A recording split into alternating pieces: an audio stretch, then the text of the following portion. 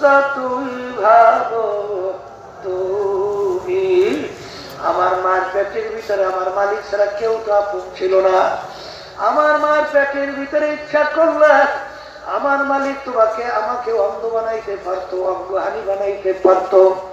তখন আমার মাওলা কুদরতি ভাবে মায়ার কারণে তোমাকে আমাকে দয়া করিয়া সুন্দর মানুষ বানাইছেন। এখন দুনিয়া আসার পরে এখন বড় হইলা, এখন সবকিছু চেনলাম, ক্ষমতা চেনলাম, টাকা পয়সা চেনলাম, ধন চেনলাম, ধন দৌলত চেনলাম, সম্মান চেনলাম, সব চিনে এখন কেমন আমার মালিক তোমার আমার কাছে পর হইয়া গেল। কিন্তু বাবার মনে রাখো, যেদিন চিরতরে চক্ষু বন্ধ, সাদা দিন কাপড় দিয়া যখন প্যাঁচ দিয়া ফেলাইয়া দেবে, যখন প্যাঁচ দিয়া ফেলাইয়া প্যাকেট কইরা রাখবে, মাথায় মাথায় পায়ের ভিতরে পান দিয়া প্যাকেট কইরা রাখবে, তখন নিয়ে কাঁধের ভিতরে উঠাইয়া কবরের ভিতরে রাখবে। তখন তোমার ডান পাশে বাম পাশে উপরে নিচে মাটি দেবা। এখন তো আর কেউ নাই, এখন দিক বিদিক হারাইয়া আমার মালিককে ডাকবে।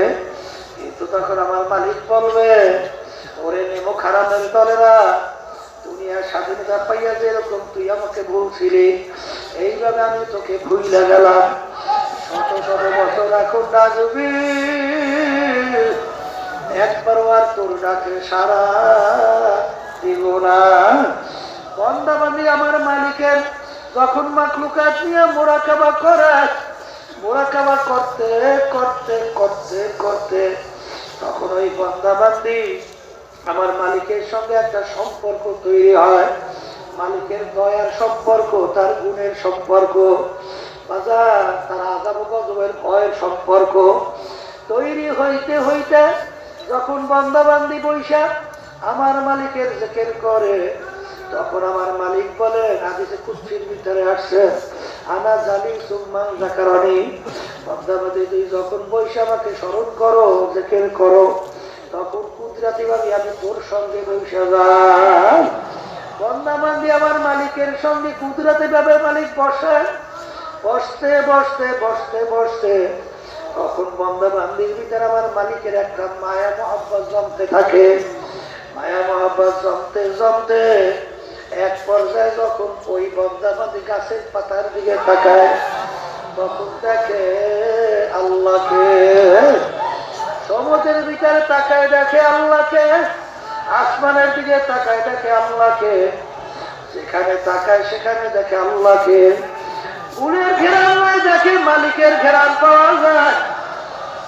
এই ক্ষেত্রে বাজার এই রাস্তায় চলতে চলতে তখন এই রাস্তার পথিক ছাড়া বোঝা যাবে না।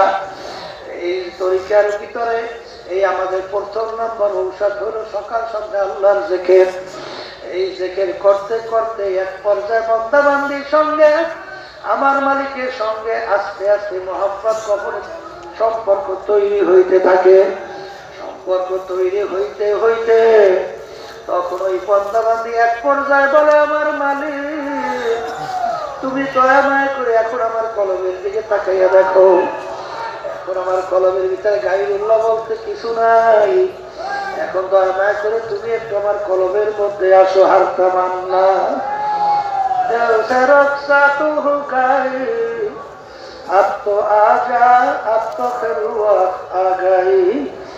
আমার মালিক, আমার তেল একেবারে খালি, তুমি একটু দয়া মায়া করে এখন আমার কলমের মধ্যে আসো। এটা কিন্তু বুঝবার জিনিস, এটা কিন্তু বুঝাবার জিনিস না।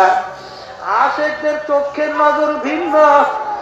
আশেকরা যখন গাছের পাতার দিকে তাকায়, তখন তারা বলে, বলবে তারা সবজে তোর নজরে হুশিয়ার, আরো আরাতা দপ্তুরি মার পাতে আমার মালিক, আমি গাছের পাতার দিকে চাইলে গাছের পাতা তো দেখি না, আমি দেখি তোমাকে। বাজার চক্ষু ভিন্ন কেমনে হয়? বাজার দুনিয়ার মধ্যে দেখো, বন্ধু বন্ধুকে মহব্বত করে, দেখবা বন্ধু যখন বন্ধুর দিকে তাকায় তখন তার চোখে তার সে সুন্দর আর কাউকে দেখা যায় না।